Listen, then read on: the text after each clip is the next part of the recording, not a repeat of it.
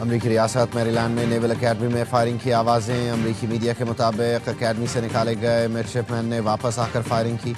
حملہ آور کی نیول اکیڈمی میں موجودگی کی اطلاع پر نیول اکیڈمی کا سیکیورٹی اہلکاروں نے گھیراؤ کر لیا۔ بختر بند گاڑی اور ریسکیو ہیلی کاپٹر بھی نیول اکیڈمی پہنچ گئے۔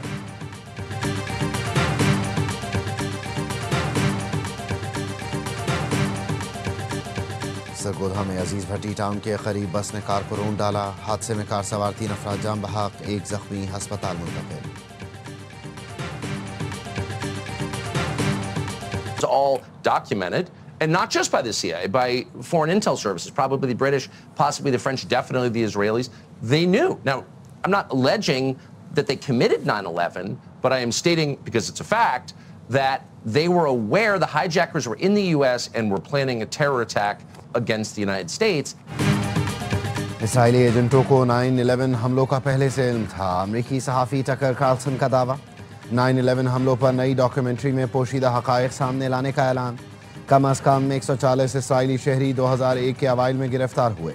کچھ اسرائیلی گروپ حملہ آوروں کی رہائش کے قریب گھروں میں بھی مقیم تھے۔ امریکی صحافی کے پیئرز مورگن کے شو میں انکشافات۔ کہا، کئی برسوں سے دبائے گئے حقائق اب سامنے آئیں گے۔ اسرائیلی قیادت نے کبھی بھی 9/11 پر اپنے رویے کو نہیں چھپایا۔ ٹکر کارلسن نے بتایا، 19 میں سے 11 ہائی جیکرز کے پاس امریکی ویزا تھے۔ CIA اسٹیشن چیف جان برینن جانتے تھے ہائی جیکرز یہاں ہیں۔ CIA سمیت 4 انٹیلیجنس ایجنسیاں واقف تھیں کہ ہائی جیکرز امریکہ میں ہیں اور دہشت گرد حملے کی منصوبہ بندی کر رہے ہیں۔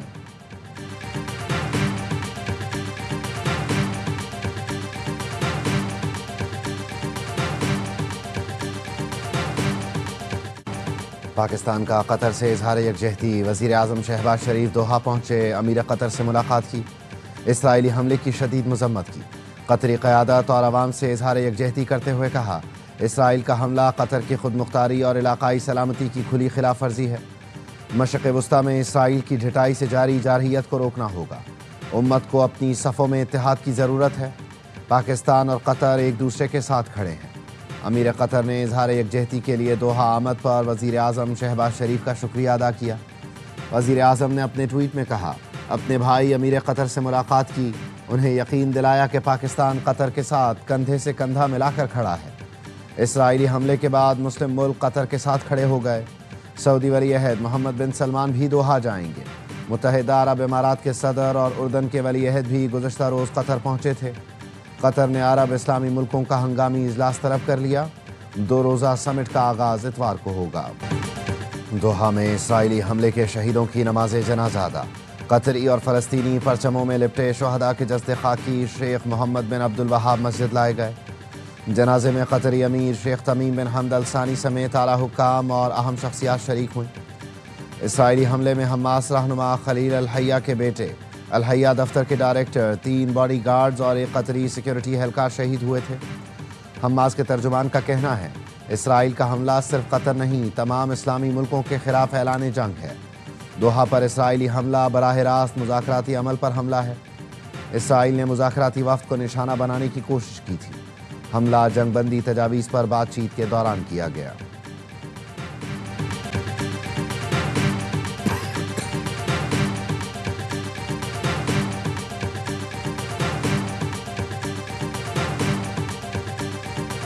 قطر کا نیتن یاہو کو انصاف کے کٹہرے میں لانے کا مطالبہ۔ قطری وزیر اعظم نے CNN کو انٹرویو میں کہا، اسرائیلی وزیر اعظم خود پرست ہیں، دنیا کو قوانین پر لیکچر نہ دیں، وہ خود سارے قانون توڑ رہے ہیں، غزہ میں لوگوں کو بھوکا مار رہے ہیں، خطے میں جارحیت کر رہے ہیں۔ عالمی عدالت کو مطلوب اسرائیلی وزیر اعظم کا احتساب ضروری ہے۔ ڈونلڈ ٹرمپ کی نیتن یاہو سے فون پر گرما گرمی۔ ٹرمپ نے کہا، قطر میں حماس کو نشانہ بنانے کا فیصلہ دانش مندانہ نہیں تھا۔ امریکی اخبار وال اسٹریٹ جرنل کا کہنا ہے، نیتن یاہو نے ٹرمپ کو بتایا ان کے پاس مختصر موقع تھا اور انہوں نے اس کا فائدہ اٹھایا۔ صدر ٹرمپ نے سوال کیا، دوحہ میں حماس پر حملہ کیا کامیاب رہا؟ اسرائیل نے جان بوجھ کر مذاکرات میں ثالث پر حملہ کیا۔ اسرائیلی جارحیت اقوام متحدہ کے چارٹر کی کھلی خلاف ورزی ہے۔ اقوام متحدہ میں پاکستان کے مستقل مندوب عاصم افتخار کا سلامتی کونسل کے ہنگامی اجلاس سے خطاب۔ کہا، سندھ طاس معاہدہ 6 دہائیوں سے قائم ہے۔ بھارتی اقدامات سے سندھ طاس معاہدے کو چیلنج درپیش ہے۔ معاہدے پر عمل نہ کرنے کے سنگین نتائج ہو سکتے ہیں۔ قطری وزیر اعظم محمد بن عبد الرحمن نے اجلاس سے خطاب میں کہا، اسرائیل خطے کی سلامتی کو خطرے میں ڈال رہا ہے۔ قطر کا مذاکرات کا کردار بین الاقوامی سطح پر سراہا گیا۔ اسرائیلی حملہ سفارتکاری کی توہین ہے۔ اسرائیلی رہنماؤں کو یرغمالیوں کی زندگی کی کوئی پرواہ نہیں۔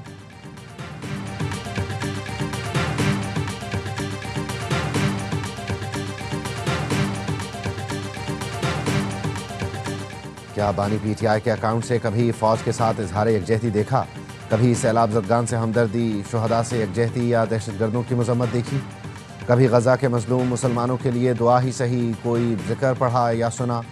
وزیر دفاع خواجہ آصف کا ایکس پر اظہار خیال، لکھا، اب قطر پر اسرائیل کا حملہ دنیا کا اہم واقعہ ہے، لیکن بانی کے اکاؤنٹ پر آپ کو ملے گا دیسی مرغی کھانے کو نہیں ملتی، قید تنہائی ہے، ورزش کا سامان نہیں، ٹریڈ مل میسر نہیں، بیگم سے ملاقات نہیں ہو رہی۔ وزیر دفاع نے بانی پی ٹی آئی کو مشورہ دیا، چھوٹی باتیں نہ کیا کریں، لوگوں کو آپ کی اوقات پتہ لگ جاتی ہے۔ کبھی ملک و ملت کے مسائل پر بات کر لو، ہم وطنوں کی خوشی غم میں شریک ہو۔ امت مسلمہ کے لیڈر ہونے کا دعویٰ ہے، فلسطین میں ظلم پر اپنے سابق سسرالیوں کی ہی مذمت کر دو۔ اسرائیل سے متعلق لکھو، سیلاب کی تباہیوں پر دکھ کا اظہار کر دو، وطن پر قربان ہونے والوں کے لیے دعائیہ کلمات کہہ دو۔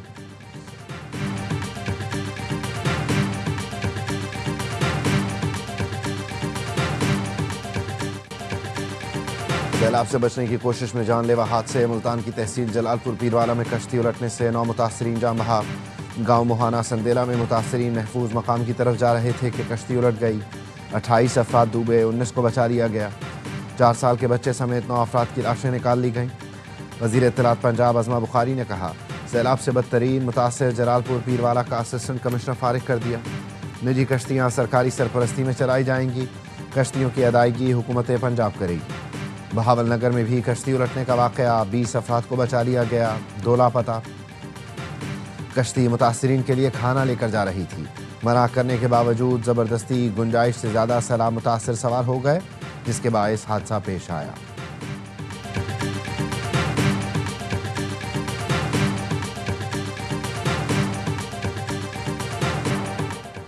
دریائے چناب میں انتہائی اونچے درجے کا سیلاب برقرار۔ جلال پور پیروالا میں 138 دیہات ڈوب گئے، 7 لاکھ سے زائد افراد متاثر۔ دیہات میں پانی کی سطح 10 سے 15 فٹ ہے، کچھ گھر گر گئے، کچھ ڈوب گئے۔ پانی کی سطح میں 24 گھنٹوں میں کمی آنے کی امید۔ شجاع آباد میں موزہ ڈھونڈو کے مقام پر سیلابی پانی ملحقہ آبادیوں میں داخل، ریڈ الرٹ جاری۔ رکن ہٹی بستی مٹھو کے مکینوں میں بھگدڑ، اپنی مدد آپ کے تحت قیمتی سامان جانوروں سمیت نقل مکانی کرنے لگے۔ ضلعی انتظامیہ نے بند مضبوط کرنے کے لیے دوبارہ آپریشن شروع کر دیا۔ پاک پتن میں سیلاب نے 7 دیہات میں تباہی مچا دی، سینکڑوں ایکڑ پر چاول اور مکئی کی فصلیں تباہ۔ عارف آلہ میں سیلاب کے باعث بستیاں اور فصلیں زیر آب۔ جنوبی پنجاب میں تباہی مچانے والا سیلاب سندھ کی جانب بڑھنے لگا۔ گڈو بیراج پر پانی کی سطح 5 لاکھ کیوسک سے بڑھ گئی۔ ضلع گھوٹکی اور ضلع کشمور کے نشیبی علاقے مکمل زیر آب آنے کے باعث نقل مکانی شروع کر دی گئی۔